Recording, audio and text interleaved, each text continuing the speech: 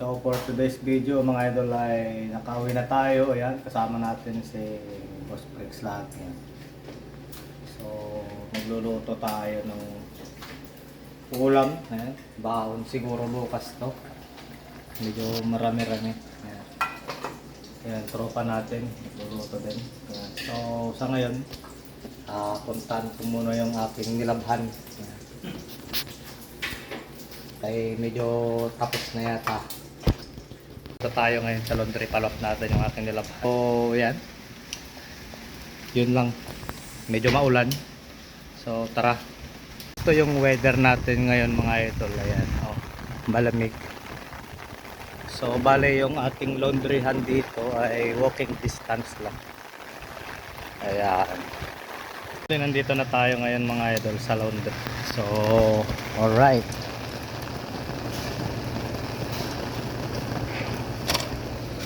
dito na tayo.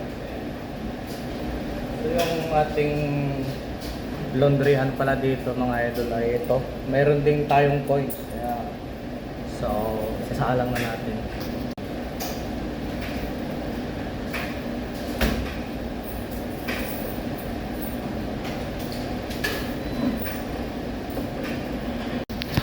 So balikan natin after 40 minutes. Ayan. So nakasalang na tayo. Balik tayo sa apartment. Ayan. So ito yung buhay namin bilang isang OFW. Kaya ang pagbablog ay hindi siya business. Yan. Masaya lang kami na sinishare kung ano yung nararanasan namin sa araw-araw. Ayan. So yan, maulan. Kung ano yung activities natin sa araw-araw. Ayan. So yan, push lang. So bali pa uwi na rin pala tayo. Malapit lang yung ito yung ating apartment dito. Ayan, Green Island Garden. So i-continue natin yung ating pagluluto. So sana hindi siya nasunog. Yan, iniwan lang natin siya mga ito. A few moments later. Morning guys. So papasok na naman tayo sa trabaho. Ayan. So ganito yung routine natin kada umaga. Ayan. So hindi na tayo nakapag-vlog kagabi. Ayan. So continue na lang tong ating vlog sa umagang ito mga ito. So oras natin dito ay alas 4 ng madaling araw. Ayan. So saktong alas 6 ng umaga tayo makakarating doon sa job site natin. Ayan. So madilim pa, hindi nyo pwede kita. Ayan. Yung view ng Guam kapag gabi. Hindi siya overcrowded. Ayan. Parang Makati. Hindi rin siya traffic. Siyempre guys, nandito tayo ngayon sa Nayon. Ayan, duman. Ayan, so may libreng kape dito. Ayan, so kasama natin mga tropa. Ayan, so bibili tayo ng merienda. Ayan. Si Boss Bricks. Ayan, ito yung dinadayo namin dito kada umaga. Ayan, bibili tayo ng ulam. Ayan guys.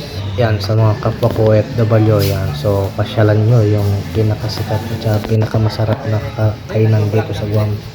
Ito ay ang Nayon. Ayan. Yan guys. So ito yung mga magagandang mga ano kahera dito sa Nayon. Ayan. Ito yung mga Pinoy recipe dito sa Guam mga idol. Yan. Sa Nayon, ayan. Sa mga kapwa ko OFW na nandito sa Guam, ayan.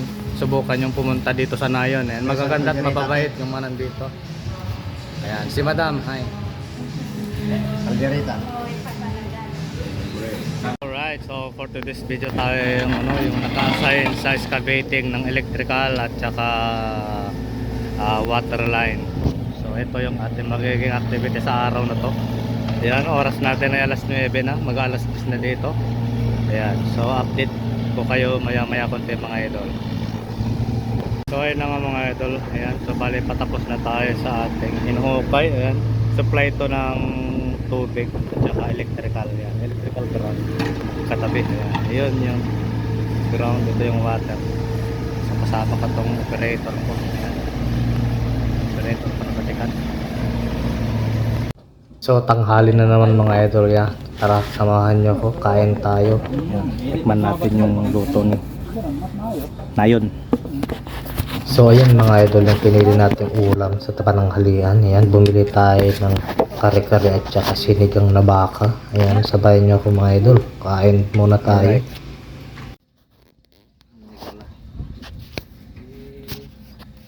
So pagkatapos nga ng kumain mga idol, ay ito yung mga kasamahan ko. Ito yung araw-araw na routine namin pagkatapos kumain. Kanya-kanyang pagpapahinga, kanya-kanyang pwesto ang sarili para makapagpahinga. So ayun nga mga idol. Oras natin dito ay alas 3 na ng hapon. Ayan, so pauwi na tayo. So ito yung trabaho natin dito sa Guam, na hindi lang porket operator lang yung magiging trabaho mo dito. Lahat mga idol ay magiging trabaho. Yan, so bali pauwi na tayo. Nagligpit na yung mga kasama natin. Ayan. So ayun na nga mga idol, papauwi na tayo. Ayan, so isa lang yung ating routine sa araw-araw. So maraming salamat sa pagsubaybay at pagsuporta sa aking video. Once again, God bless at all.